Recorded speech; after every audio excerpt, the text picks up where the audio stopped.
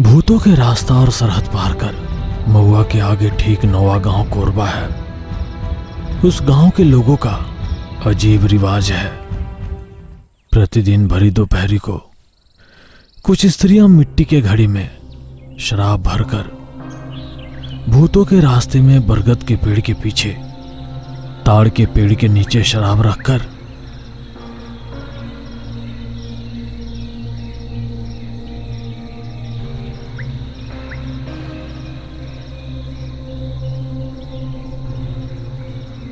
उसी वक्त एक औरत कहती है,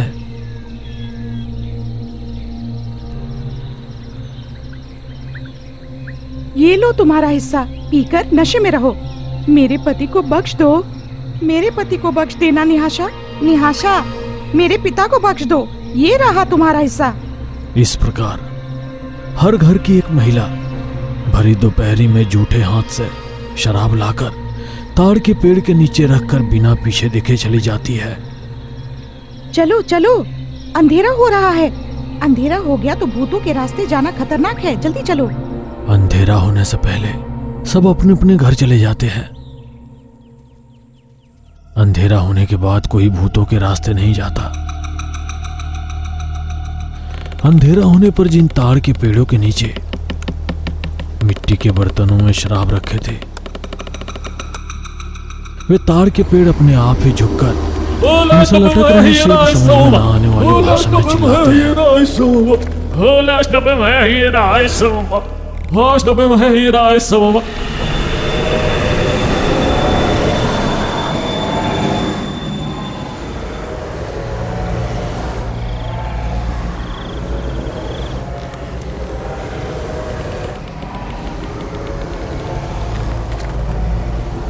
मिट्टी के घड़ों की शराब कुत्ते की तरह अजीब से पीती है, जोर जोर से हंसती है।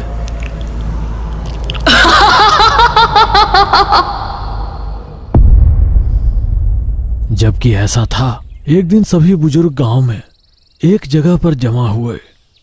और कितने दिन? अब तक वो निहाशा भूत बहुत से लोगों को उठा ले गई है। हम तो ये भी नहीं जानते कि हमारे पति जिंदा हैं या मर गए। पिछले 2 सालों में उस भूत की वजह से 29 आदमी गायब हो चुके हैं। ये भी नहीं पता कि वे जीवित हैं या मर गए। निशाची तांत्रिक के कहे अनुसार सभी शराब के घड़े भूतिया मार्ग में रखे हैं। मंत्र तंत्र वाली बूढ़ी काकी हर 19 सालों में एक बार बेताल पर्वत पर जाकर 19 अमावस्या बेताल के लिए उपवास करती है। काकी के आने तक हम सबको उस भूत से बचकर सावधानी से रहना होगा। इन सब बातों से अनजान एक व्यक्ति गांव में आ रहा है। भूतों के रास्ते पर चल रहा है।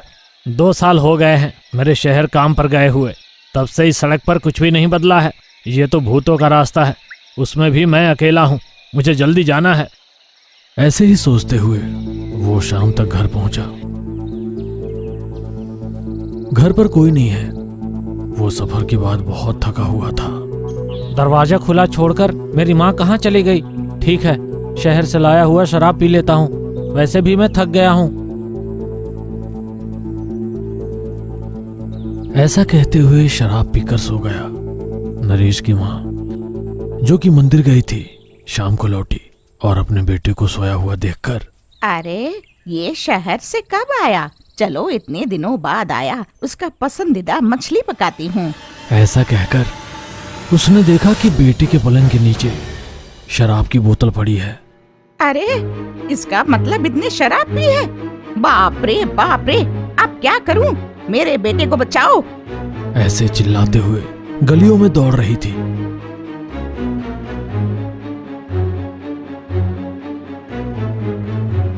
ग्राम प्रधान के घर जाकर जो कुछ हुआ सब कुछ बताया। वो आज 2 साल बाद शहर से हमारे गांव आया है। वो निहाशा के बारे में नहीं जानता, इसलिए शराब पीकर सो गया।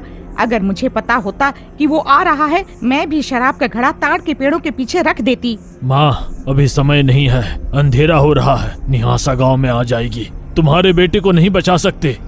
अंधेरा हो रहा था। गांव के सभी लोग दरवाजे बंद करके बत्तियां बुझाकर सुनसान गांव में वो अकेली चल रही थी। छोड़ दो मेरे बेटे को, अगर तुम चाहो तो मुझे मार डालो। वहां भूतों के रास्ते में अंधेरा होते ही ताड़ के पेड़ अपने आप नीचे झुक रहे थे।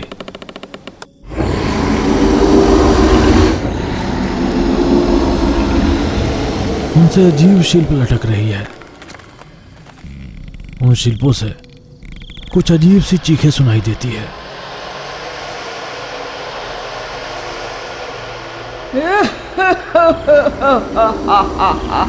क्या मुझे शराब का घड़ा समर्पित किए बिना गांव में किसी ने शराब पिया?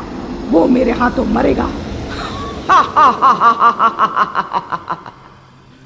ऐसा कहते हुए भूतों के रास्ते में झनझन की पायल की झंकार के साथ चल रही थी।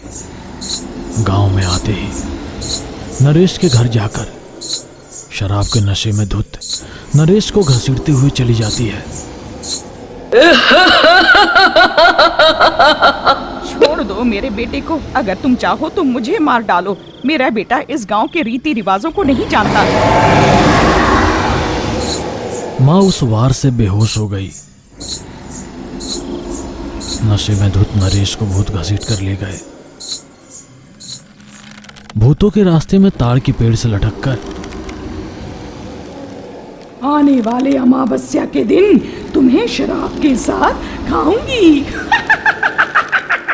अगले दिन गांव में बहुत हलचल मचा था। पिशाच के वार से होश खो बैठी मां ने आंखें खोली। वैद्य ने दवा दिया। चिंता करने की कोई बात नहीं, कल तक ठीक हो जाएगी। लेकिन कब तक उस पिशाच की पीड़ा सहेंगे? क्या कोई उपाय नहीं है? काकी 21 अमावस्या बेताल की पूजा करके सीधा कुर्बा के लिए निकली।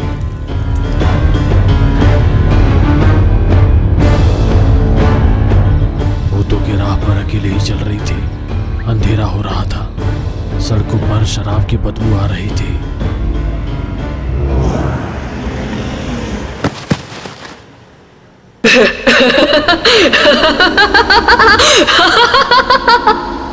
कौन हो तुम?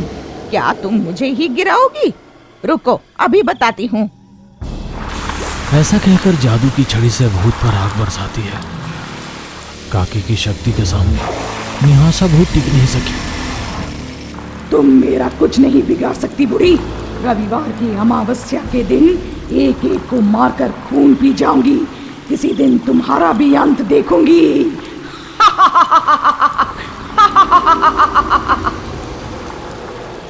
ऐसा कहकर गायब हो गई। काकी उठकर उसे ढूंढते हुए जंगल में जाती है, लेकिन निहासा उसे कहीं नहीं दिखती। इसी बीच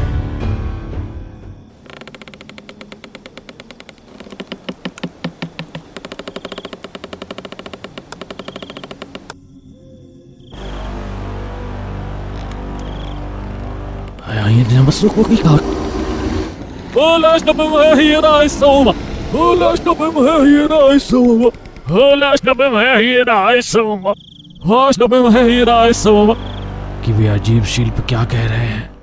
ये सब किसी नए भूत का काम है। बेचारे गांव वाले कैसे होंगे? ये सोचकर जल्दी जल्दी गांव में गई। पूरा गांव में घोर अंधेरा और सन्नाटा है। ये यारा ये गायन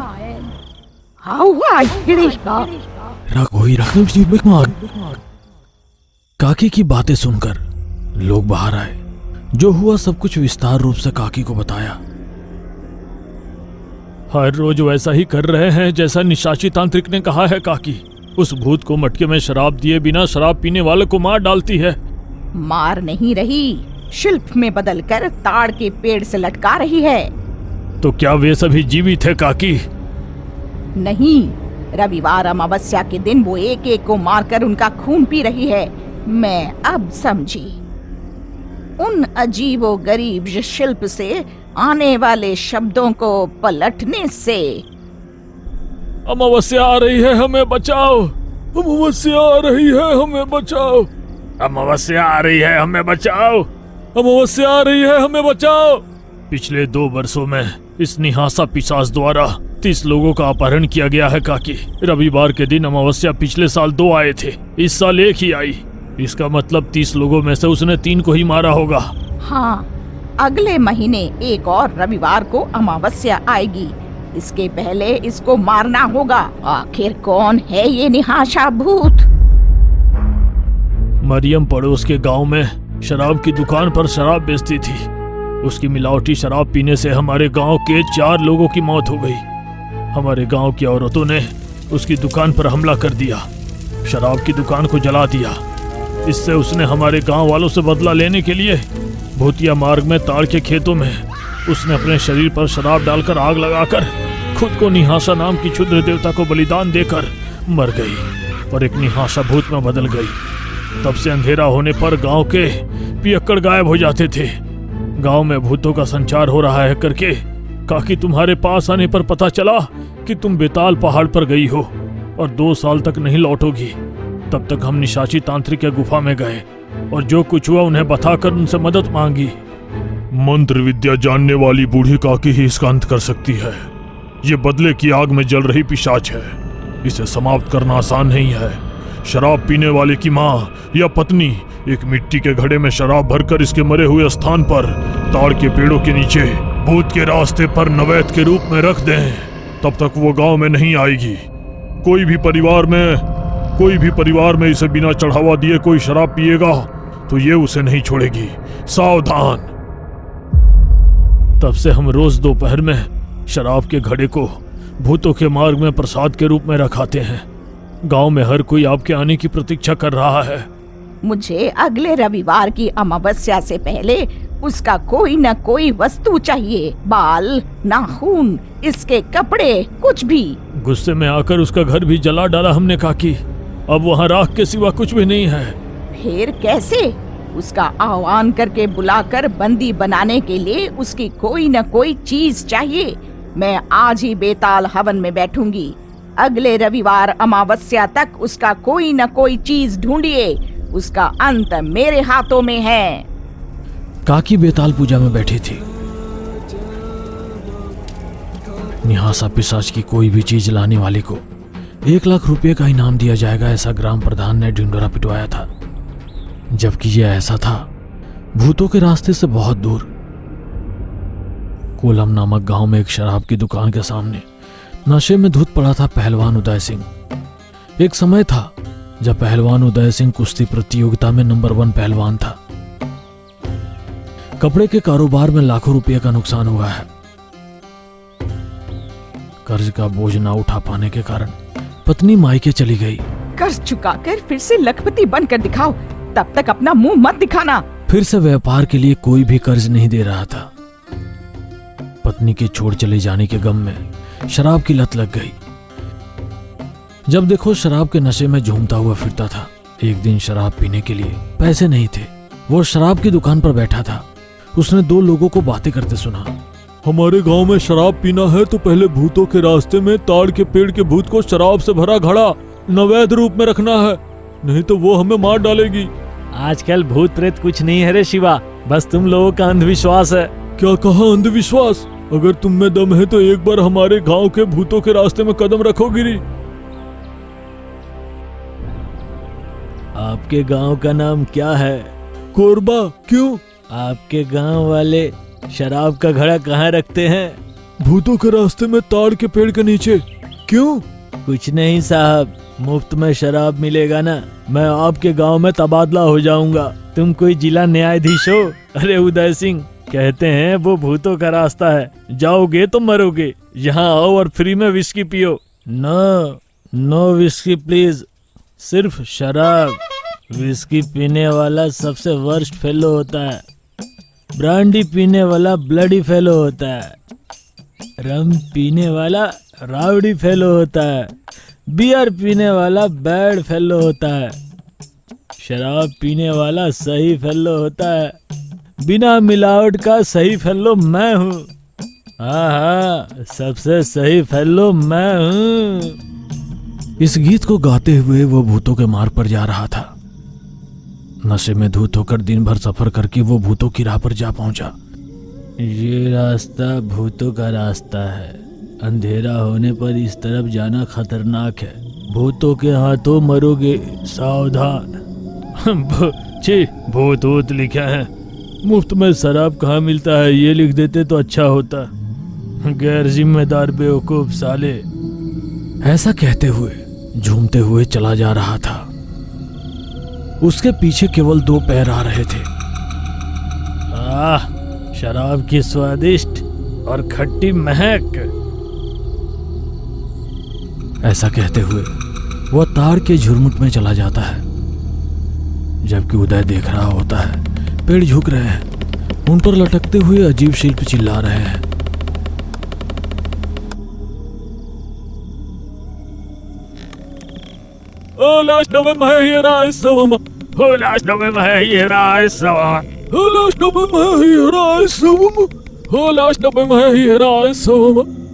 ये सब देखकर उसका दिमाग फिर गया, सारा नशा उतर गया। इसी बीच निहासा पिशाच आ गई।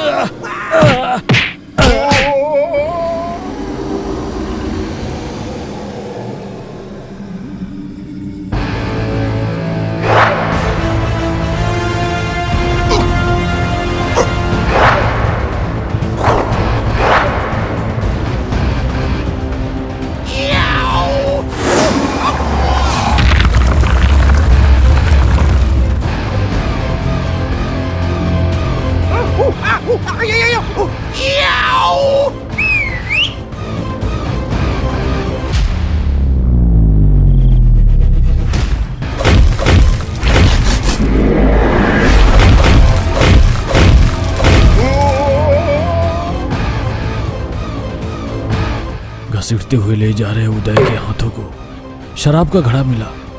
वो उसे पी गया। पीते ही हिम्मत आई। उसे ताड़ के पेड़ के ऊपर ले जाते समय भूत के बाल पकड़ लिए। ताड़ के पेड़ पर भूत के बालों को पकड़कर लटकते हुए उदय सिंह की पकड़ पहलवान की थी। छोड़ो, मेरे बाल छोड़ दे। हाय बाप रे, छोड़ दे। भूत के लाख चिल्लाने पर भी उसने नहीं छोड़ा। उदय सिंह के वजन से भूत के सारे बाल उखड़ गए। उदय सिंह ऊपर से नीचे गिर पड़ा। बिना बाल भूत नीचे उतरकर, अरे मूर्ख, अगर मेरे बाल नहीं हैं तो मुझ में कोई शक्ति नहीं है। खबरदार मेरे बाल दे दो, नहीं तो मेरे हाथों मरोगे। इन बालों में ऐसा क्या है जो इतना घबरा रही है? इसका मतलब इस बाल में जरूर कुछ है।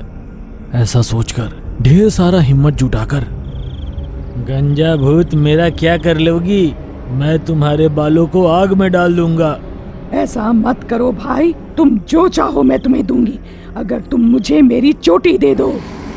उसने घड़ा भरकर सोना दिया। अगर मैं इसे ये बाल दे दूंगा तो ये मुझे मार डालेगी। किसी तरह इसे चकमा देता हूँ। ठीक है, दे दूंगा, लेकिन मुझे उठाकर गांव ले चलो। मैं तुमसे लड़ते लड़ते थक गया हूँ, अब ताकत नहीं है। अरे भाई, अगर मेरे बाल मेरे पास नहीं है तो मुझ में कोई ताकत नहीं होगी। कृपया मुझे मेरे बाल दे दो।